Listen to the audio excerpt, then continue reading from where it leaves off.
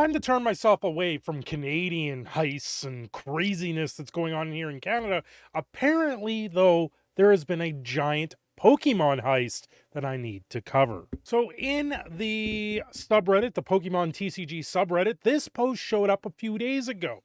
Saw this on a Facebook group. Allegedly, printing company workers stole hits off the line and tried to offload them in an LGS.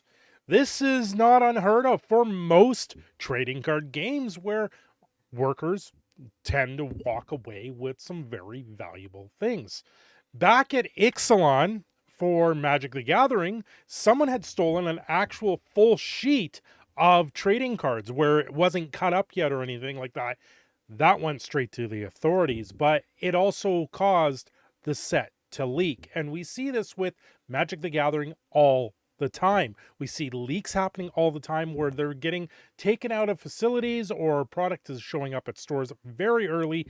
And now we see what looks like stacks upon stacks of very valuable cards from sets or from the particular set. Statement from TCW, Trading Card World, regarding the stolen follows. Many of you have heard the story revolving stolen Fusion Strike hits and Trading Card World. Although the release of this information is unfortunate, the truth of the subject is as follows. TCW was approached by an individual inquiring if there was interested in purchasing hits from the set. TCW reviewed pictures from the seller and advised that they were fake or stolen, realizing the amount of packs it would be required to obtain that quantity of hits. It seems clear that one or the other was true. 3. The seller explained the connection to the source that TCW immediately contacted the Pokemon Corp through proper channels. The information was set up with the corporate ladder. Given the seriousness of the situation, a high-ranking Pokemon official contacted TCW. This isn't surprising. When you hear of high thefts like this, high-value thefts of this nature, they're going to get in contact with you and figure out what exactly happened here. If you are a factory worker and you're just going to try and offload all of this stuff, well, you first off, don't steal from the factory. You guys have signed probably NDAs. You've signed all these agreements. You're going to get the book thrown at you. And I know for a while there with Magic the Gathering, leaks just kept on happening. I know there's a new leak out there for Magic the Gathering with March of the Machines where people are already opening up Aftermath product, but you got to remember Wizards of the Coast lifted the pluggable site and the street dates on these products. So now if you can get your hands on it, you can open it and spoil it all you want from Wizards of the Coast. That's my understanding of it. It sucks. But hey, don't watch them. That's simple course of the matter. This, however, is completely different. This is people going into a work, stealing the goods, and then showing up at an LGS going, maybe I can make a couple $1,000s extra for my time that I've put at my job. I'm probably not getting paid enough. Pokemon Corp acknowledged Trading Card World for their critical contribution to the recovery of these stolen items. It was a large return of stolen property to date. Trading Card World has asked to keep the information confidential while an active investigation was underway. With respect to that request, TCW has kept the story and their important involvement out of the spotlight.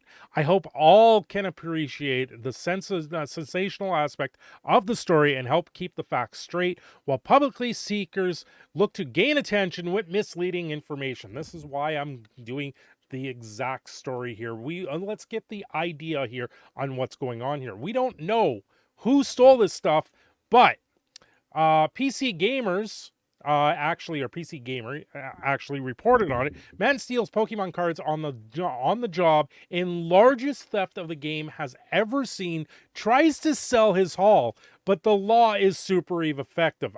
No, not quite. I wouldn't say the law is super effective because the guy's probably just going to walk away. Here's the thing: he steals all these cards. How much? Now, this court case goes along the courts. How much do you think he gets fined for? Wouldn't be for more than a few $100s, maybe? even though he could sell these for a lot more on the secondary market. But Pokemon, Magic the Gathering, or Wizards of the Coast, all the companies don't see the secondary market as an actual value. So now you have to sit there and go, well, what is the value of this? This could have a repercussion down the line in a court case for the value of cards.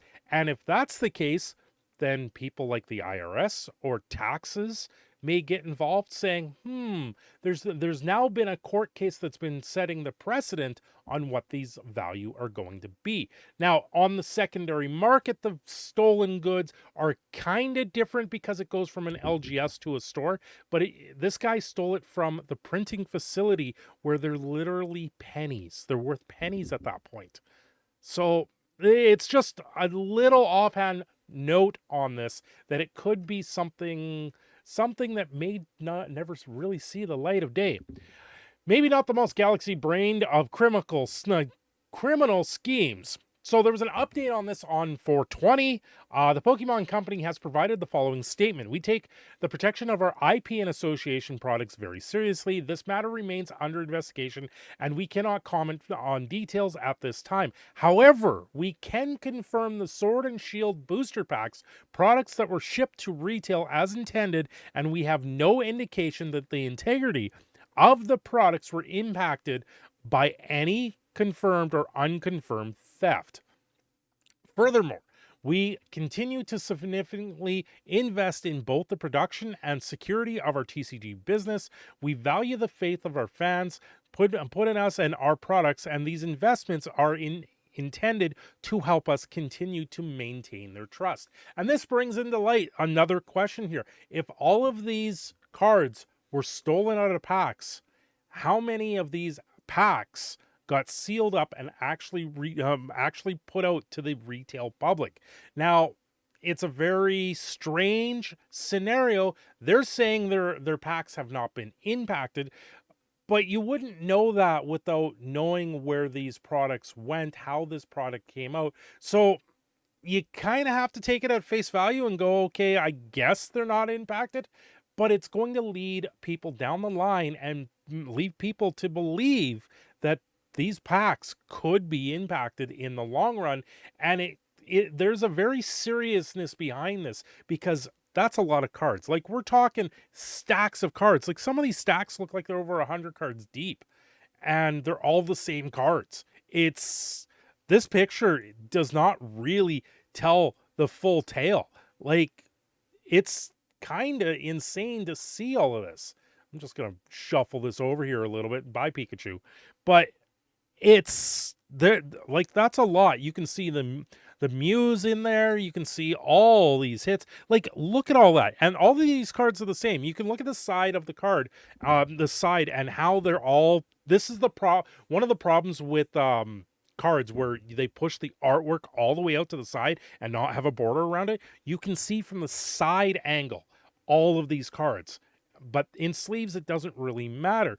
But this is a lot of the same cards, and I'm not surprised this guy gets busted with this, because if someone did this in Magic the Gathering, stole all the big hits, stole all the mythics from a set, and went to an LGS and said, hey, I got all these cards, they're from the new set, I just want to offload them, it's going to raise up a ton of red flags. And that's exactly what happened here. To me, things look like they went the proper way. I don't know how. No, obviously, the police are involved, the authorities are involved, and the person that did this is going to be in some serious trouble with stealing all of these.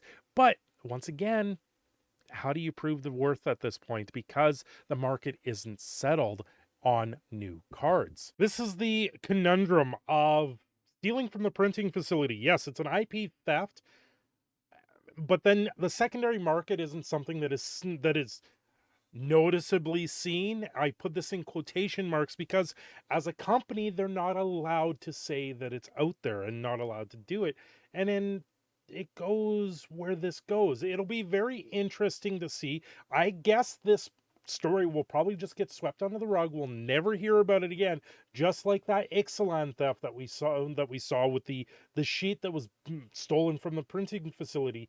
These things just disappear into nothingness. So you'll never hear another follow-up from the story because there isn't one. There won't be one just because they can't prove how much this is going to actually be worth. It looks like it's tens of thousands of dollars at this point. A product was stolen, but that's only on the secondary market. How do you sit there and say what the market price of this is when a booster pack is $5? That's the interesting part of the story.